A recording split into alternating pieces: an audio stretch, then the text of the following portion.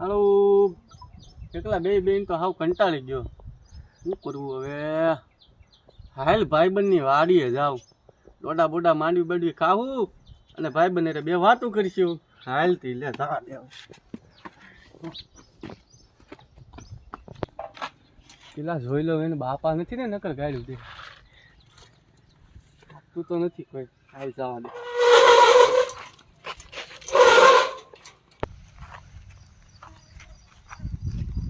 બાપા તો નથી ને ક્યાંક. હા ભાઈબંધ બેઠો. હા ભાઈબંધ. હા મારા કલેજા મુજા કેમ ગયો? શું થયું મારા ભાઈ? મારે હાલ હવે તો આવે છે, પૈસાની જરૂર છે, સેટિંગ કરી છે. કાલ રસ્તો દેવો જ જોઈએ.